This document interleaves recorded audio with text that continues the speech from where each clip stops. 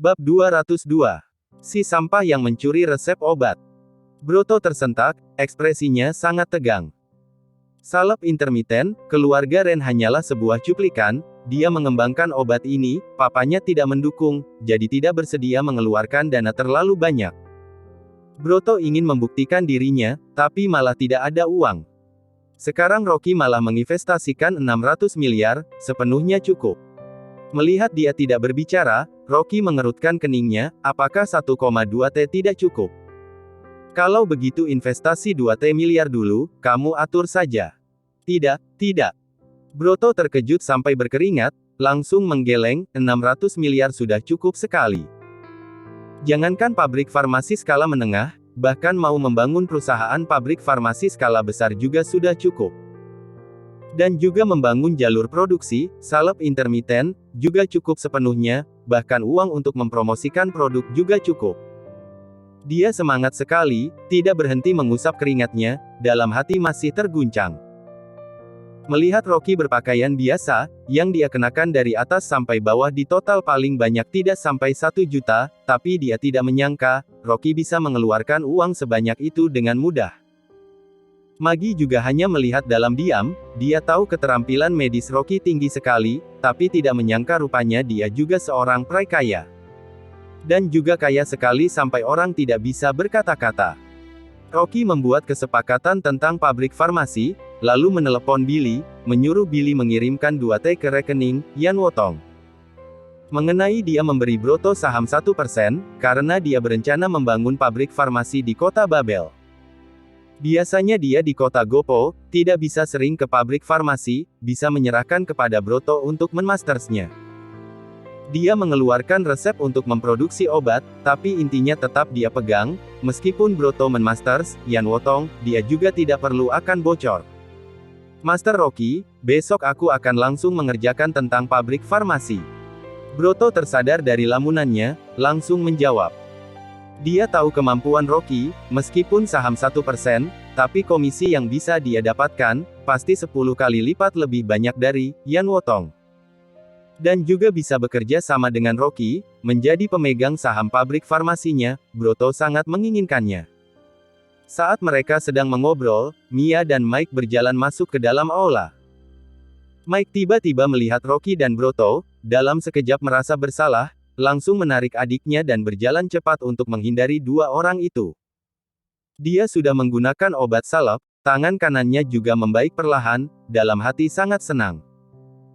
Untungnya adiknya sekarang berpacaran dengan Hendra, kalau sampai berhasil tunangan, maka keluarga Rieol mendapatkan sebuah pohon besar lagi, tidak perlu mengkhawatirkan kehidupan mereka.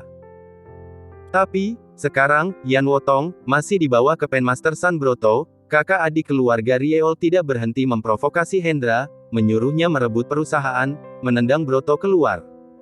Hendra tidak melihat Mia, lalu mencari kemana-mana. Tiba-tiba, dia melirik ke sebelah sini, langsung dengan dingin berkata, "Rocky, kamu sedang berbicara sembarangan apalagi dengan kakakku." Hendra, tidak boleh tidak sopan dengan Master Rocky. Master Rocky sudah membantu keluarga Ren untuk membuat salep intermiten, merupakan orang berjasa keluarga Ren. Wajah Broto langsung menjadi suram, menggeram cepat minta maaf kepada Master Rocky. "Kakak, kamu jangan dengar perkataan si pembohong ini." Hendra memasang wajah tidak sudi, "Aku sudah mencari tahu dari kakak adik keluarga Rieol, Rocky ini adalah menantu yang dibeli keluarga mereka, hanya tahu makan dan minum saja, tidak ada kehebatan apapun. Kamu menyerahkan salep intermiten ini kepada sembarangan penipu. Kalau sampai resep obat bocor, Papa nanti kemari, aku lihat nanti bagaimana kamu akan bertanggung jawab kepada Papa." Tidak menyangka adiknya akan mengadu kepada papanya, ekspresi wajah Broto suram sekali, baru saja akan berbicara, tiba-tiba terdengar suara kuat dari sudut ruangan. Melihat ada seorang tukang bersih berumur 60 tahun lebih memecahkannya di atas lantai, dia juga menangkap rak pameran di sebelahnya, jatuh di atas lantai. Kotak obat di atas rak pameran, juga terjatuh di atas tanah, salep obat itu berserakan di atas lantai. "Kak Rocky, obatmu!" Magi berseru, lalu segera berlari ke sana. Rocky juga mengerutkan keningnya, berjalan langkah besar ke sana. "Mampus! Hendra yang senang atas penderitaan orang lain, hatinya puas sekali, juga berjalan ke sana melihat kesialannya. Rocky membantu tukang bersih itu berdiri, bertanya, "Kamu tidak apa-apa bukan?" "Tidak, tidak apa-apa." Tukang bersih itu terkejut, lalu berterima kasih kepadanya. Rocky mengangguk, lalu melihat salep di atas lantai. Kotak obat salep juga sudah terbuka. Hendra berlipat tangan, dengan sombong berkata, "Rocky, ini namanya dosa. Tuhan tahu obat sampahmu ini, agar tidak mencelakai orang, sengaja menghancurkan obatmu." Setelah dia selesai memarahi, tiba-tiba menghirup, langsung berjongkok, mencolek sedikit salep dan menciumnya, lalu mengangkat kepala dan berteriak. "Rocky! Berani-beraninya kamu mencuri resep, Yan Wotong. Broto juga kemari, dengan suara berat berkata, jangan bicara sembarangan." "Aku bicara sembarangan." Hendra berdiri dengan marah, menjulurkan tangan ke hadapan Broto, "Kamu perhatikan dengan baik, ini salep intermiten keluarga kita bukan?" Broto tercengang, juga merasa aneh. Karena dari segi bau, warna dan rasa, salep ini sama persis dengan salep intermiten, rahasia keluarga Ren, hanya saja sedikit lebih kental.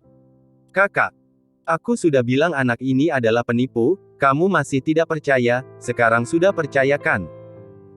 Hendra menangkap kelemahan Rocky, langsung berteriak, "Mencuri resep obat keluargaku, aku lihat bagaimana kamu mau menjelaskannya."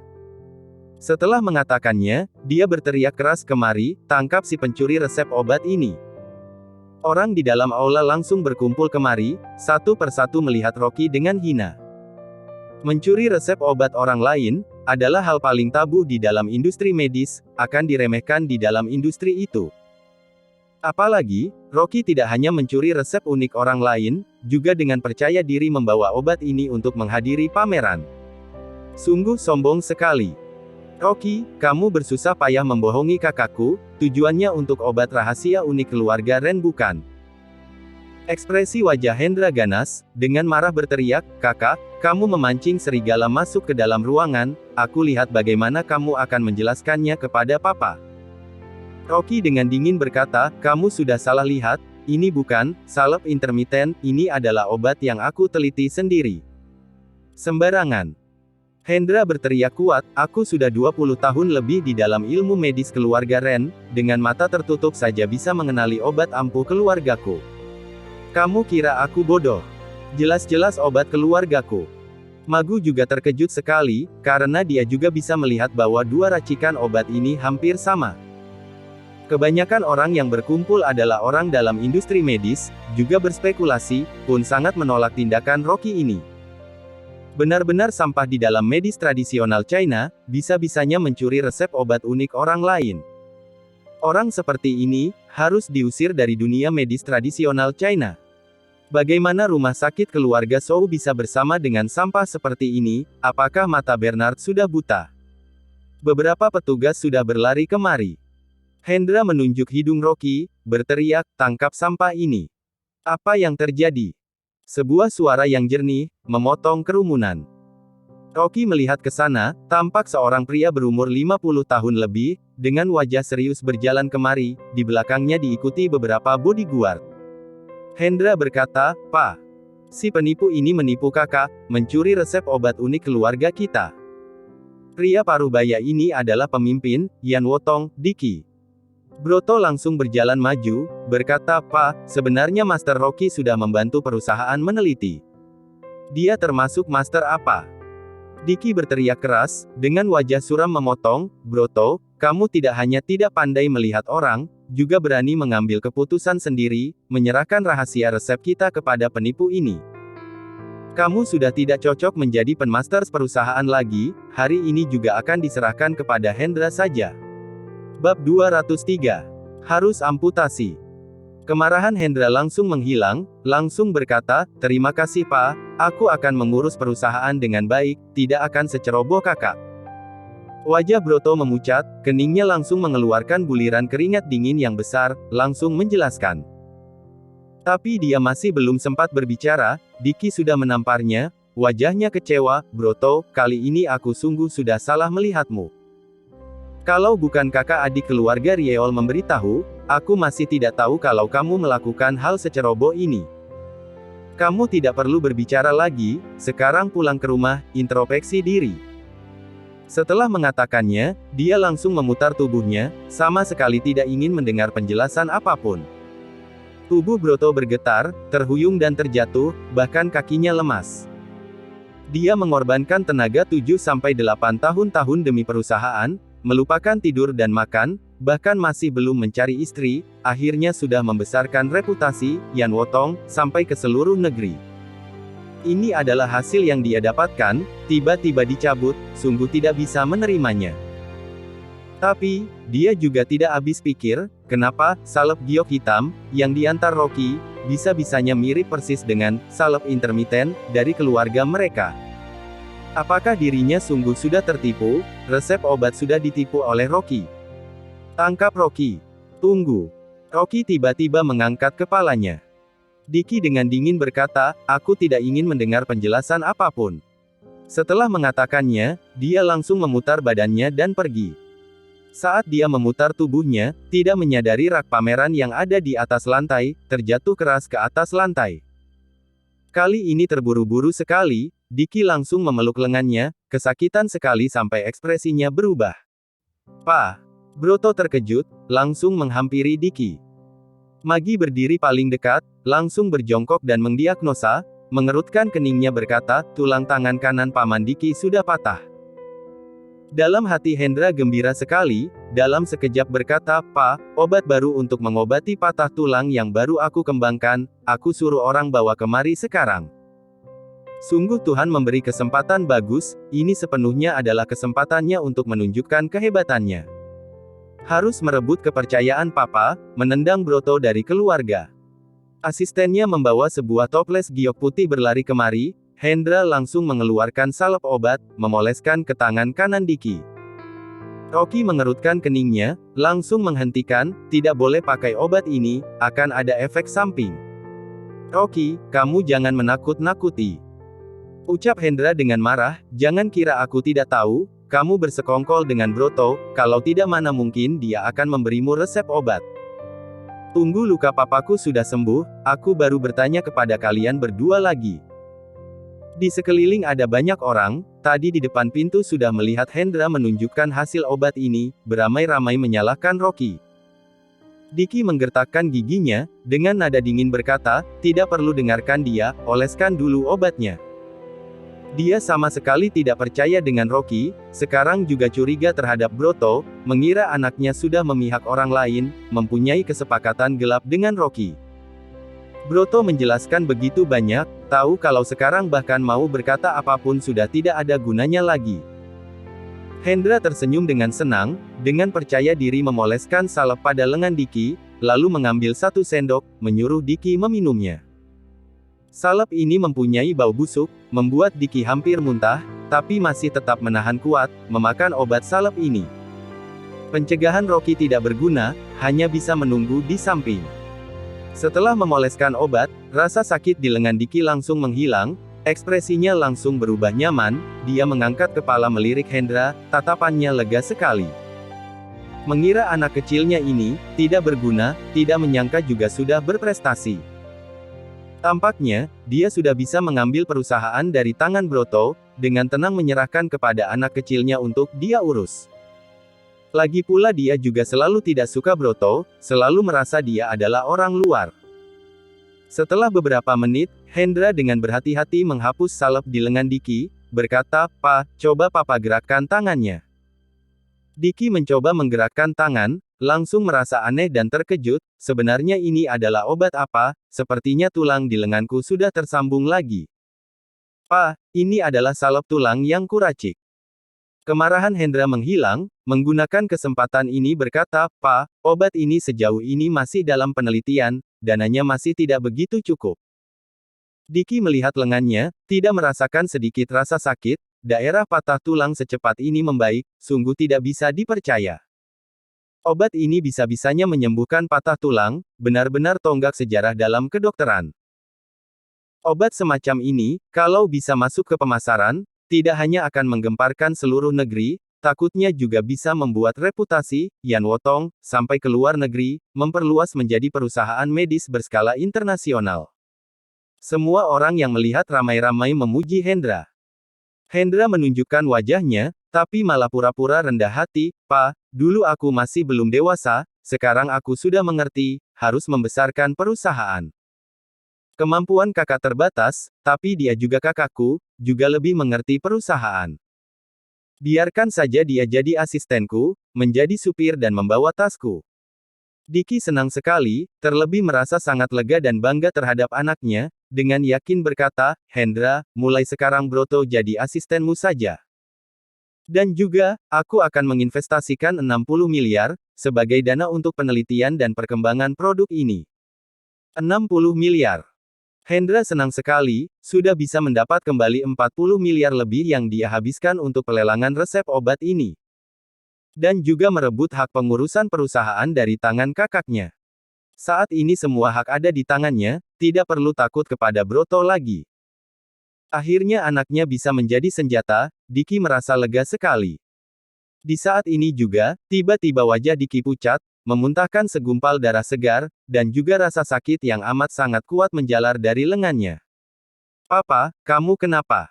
Hendra terkejut, langsung menahan papanya. Ekspresi Diki menjadi pucat, bagian patah tulang di tangan kanannya seperti patah lagi, tiba-tiba membengkak, seluruh tangan kanannya dengan cepat menjadi hitam, membengkak sampai membentuk dua lingkaran. Ini kenapa?" Hendra panik, keringat dingin. Diki sudah kesakitan tidak bisa berkata apapun, wajahnya sepucat kertas, sudah berbaring di atas lantai dan kejang-kejang. Magi langsung berjongkok dan mendiagnosa, dengan wajah suram mengangkat kepalanya, lengan kanan Paman Diki mengalami nekrosis, tampaknya harus diamputasi. Amputasi. Hendra terdiam. Bukannya tadi sudah sembuh. Kenapa tiba-tiba tulangnya bisa mengalami nekrosis? Apa yang terjadi? Mendengar kata amputasi ini, tubuh Diki gemetaran, dengan tersenggal-senggal berkata, "Aku tidak mau. Hanya patah tulang saja, bisa-bisanya mau mengamputasi tangan kanannya. Ini sungguh membuat orang sulit untuk menerima. Cepat panggil ambulans." Hendra terkejut sekali, berteriak dengan kuat. Magi mengerutkan keningnya, menggeleng dan berkata, "Kecepatan nekrosis ini terlalu cepat, takutnya tunggu ambulans datang, lengan kanan Paman Diki harus diamputasi." "Apa?" Diki terkejut sekali sampai wajahnya menjadi kaku, hampir lupa bernafas. Hendra tidak memikirkan gengsinya lagi, memohon kepada Magi, "Kamu adalah cucu luar Dewa Medis Sou, cepat tolong papaku." Magi dengan menyesal menggeleng, "Maafkan aku tidak bisa." Diki terkejut sekali, hampir saja pingsan. Orang itu adalah cucu luar dari Dewa Medis nomor 1 Nangwang, keterampilan medisnya di kota Babel adalah yang terbaik. Kalau dia bilang harus diamputasi, maka lengan kanannya, takutnya sungguh tidak bisa dipertahankan. Bab 204. Obat yang dikutip dari lantai. Keringat di kening Hendra, bercucuran deras, kepanikan sampai tidak bisa membedakan arah lagi. Jelas-jelas salepnya tidak masalah, tapi kenapa? "Ah!" Diki mengeluarkan suara kesakitan, tidak bisa menahan rasa sakit di lengannya lagi. Rasa sakit ini seperti disengat listrik, terus berdengung di dalam tulangnya, dan sangat menyakitkan. Sedangkan warna ungu hitam di bawah lengannya juga perlahan menyebar ke atas, lengan bagian atasnya juga mulai membengkak dan berubah warna hitam. Rasa sakit yang kuat ini, membuat Diki sudah kehilangan akal sehat, rambutnya basah oleh keringat dingin, kesadarannya juga memudar, hanya saja mulutnya terus mengulang beberapa kalimat. "Aku tidak mau amputasi. Tidak mau amputasi. Kalau kehilangan lengan kanan, maka bukankah dia menjadi orang cacat? Seorang pengusaha kuat, dalam semalam menjadi cacat. Ini lebih menyakitkan daripada membunuhnya." Orang di sekitar, juga ada tidak sedikit dokter, tapi semuanya tidak bisa melakukan apapun, hanya melihat Diki di hadapan mereka dan panik sekali, tatapan mereka menunjukkan rasa iba. Bahkan cucu, Dewa Medis nomor 1 di Nangwang, juga tidak bisa menyembuhkan, mereka lebih tidak ada cara lagi. Rasa sakit lengan kanan Diki, melihat bengkak hitam yang menyebar ke seluruh lengan, takut sekali. Kalau tangan kanannya mati sepenuhnya, selanjutnya bukankah seluruh tubuhnya akan membengkak hitam, maka bukankah dia akan mati? Magi juga mengerutkan keningnya, dengan yakin berkata, tidak bisa tunggu lagi, Paman Diki, aku harus membantumu mengoperasi untuk mengamputasi tanganmu. Kalau tidak nyawamu akan berbahaya. Untungnya di pameran ada perusahaan peralatan medis, langsung ada orang mengantarkan pisau bedah, gergaji pulang, forsep hemostatik, dan peralatan operasi lainnya. Magi langsung menggunakan pisau merobek kerah baju Diki, melihat seluruh lengannya sudah menghitam, sudah membengkak sampai hitam ungu berkilau. Tidak ada obat bius, Paman Diki tahan dulu, aku akan menyuntik untuk menghentikan pendarahan. Bibir Diki bergetar, tangan kanannya sudah mati rasa, sekarang hanya terasa sakit dari tulang bahunya. Dalam hatinya mengerti sekali, kalau tidak diobati, takutnya dirinya tidak tertolong lagi, dengan menderita menggertakkan giginya, kamu lakukan saja. Magi mengambil gergaji tulang, dengan telaten memotongnya. Wajah Diki pucat, dalam hatinya sudah putus harapan. Gong-gong. Sedangkan di saat ini, tiba-tiba seekor anjing berlari masuk dari luar, anjing itu berjalan terpincang, dan juga bagian depan tubuhnya juga sudah berwarna hitam ungu. Semua orang dalam sekilas bisa langsung mengenal, ini adalah anjing yang digunakan Hendra untuk percobaan obat di depan pintu tadi. Rocky menghela nafas diam-diam, dia masih takut obat gagal itu bisa membunuh anjing yang tidak bersalah itu, tapi tampaknya, anjing kecil itu jelas mencium bau obat, makanya berlari masuk. Sedangkan rangkaian tubuh anjing berbeda dengan manusia, efek samping obat gagal itu berkembang lebih lama daripada manusia. Melihat anjing itu berlari terus mengarah ke kerumunan orang, sampai di sini, dia menjulurkan lidahnya, menjilat salep obat yang tumpah di atas lantai. Dalam sekejap, tatapan semua orang langsung mengarah ke atas lantai sana. Melihat noda hitam di mana-mana, menginjak kemana-mana. Itu adalah obat salep yang tadi tumpah di atas lantai. Yang juga salep obat yang dikecam Hendra sebagai hasil curian resep obat keluarga Ren. Hendra langsung memaki, memang binatang, obat sampah seperti ini pun dimakan, kamu pantas mati. Diki juga mengingatkan Magi berkata, Dewa Medis, jangan pedulikan anjing itu, cepat obati aku. Sedangkan di saat ini, semua orang malah berseru terkejut, melihat anjing itu menjilat salep di atas lantai, lalu warna ungu tua di depan kakinya langsung memudar, dan juga kaki yang dipatahkan itu, juga sudah kembali normal, mampu menahan beban tubuhnya. Ini baru obat dewa. Di antara kerumunan orang, tidak tahu siapa tiba-tiba mengatakan ini. Tadi anjing kecil ini sepertinya dipoles dengan obat yang sama dengan Diki. Bukankah ini bilang Diki juga tidak perlu diamputasi? Ada orang yang langsung mengatakannya. Diki mendengar ini, langsung bertanya Hendra, ada apa dengan anjing ini? Hendra menelan air liurnya, dengan ketakutan berkata, tadi setelah aku mematahkan kaki anjing ini, lalu menggunakan salep awet muda yang baru kita teliti. Diki terkejut sekali, melihat salep yang ada di atas lantai, tidak bisa berkata apa-apa. Dia mengerti sekali efek salep intermiten milik mereka, tidak bisa mencapai 1/10 obat ini, apalagi menyatukan tulang langsung. Perkataan ini masih belum terlontarkan, Diki melihat anjing itu hampir menjilat abis salep di atas lantai, juga tidak bisa menahan, langsung merangkak di atas lantai, menjilat salep obat yang tersisa itu. Kotor. Hendra langsung menarik Diki. Gong-gong. Anjing mempunyai sifat alami menjaga makanan, melihat ada yang merebut barangnya, langsung menggigit lengan Diki yang tidak kenapa-kenapa itu. Diki mana sempat memikirkan itu lagi, lebih baik memalukan daripada sembuh dari cacat. Langsung mendorong Hendra, lalu mendorong anjing itu, merangkak di atas lantai, mulai menjilat salep yang tersisa itu, tangannya yang baik-baik saja itu, juga tidak berhenti mengambil salep di atas lantai, memoleskannya ke lengannya. Semua orang tercengang melihatnya, biasanya pemimpin Yan Wotong yang terhormat, saat ini malah seperti anjing menjilat lantai.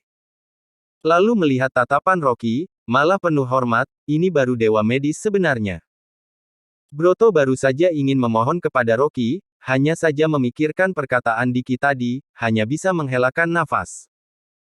Baru saja salep itu masuk ke mulutnya, Diki langsung merasakan kesejukan di lengannya, rasa sakit langsung hilang. Sedangkan lengan kanan yang sudah membengkak hitam juga dengan cepat tampak sudah mengempis. Tidak sampai 5 menit, lengan kanannya yang sudah membengkak seperti kaki babi, bisa-bisanya kembali seperti semula. Selain bengkak saja, lengan kanannya sama sekali tidak sakit lagi. Diki tercengang, lidahnya keluh. Semua orang yang melihatnya juga terdiam. Terkejut. Sungguh terkejut sekali. Kalau bukan melihat dengan mata sendiri, mereka sama sekali tidak akan percaya, rupanya obat ini seajaib ini. Diki mengumpulkan sisa sedikit salep obat dengan berharga, bergumam berkata, "Rocky." "Bukan, Master Rocky, sebenarnya salep obat ini." Rocky dengan santai menjelaskan, "Bukankah tadi aku sudah menjelaskan, aku tidak menyuri resep obat keluarga Ren. Karena, aku yang meracik salep intermiten keluarga Ren, sedangkan salep giok hitam ini juga aku yang racik, dua benda ini memang baunya sama, tapi efeknya tiak sama." Saat ini, Broto tersenyum pahit berkata, "Pa, tadi aku ingin memberitahumu, Master Rocky sudah membantu memperbaiki resep salep intermiten, coba Papa lihat." Setelah mengatakannya, dia mengeluarkan sebuah kotak, menyodorkannya ke hadapan Diki. Diki hanya mencium saja, ekspresinya langsung meredup. Ini adalah salep intermiten yang sudah diperbaiki, efeknya lebih tinggi berkali-kali lipat dibandingkan salep intermiten keluarga Ren. Tapi, ini tidak bisa langsung menyatukan tulang di tempat. Juga yang artinya, salep giok hitam Rocky, lebih kuat 10 kali lipat daripada salep intermiten, dua benda ini sama sekali tidak sama. Dibandingkan dengan, salep giok hitam, salep intermiten, hanya cocok untuk kulit anjing.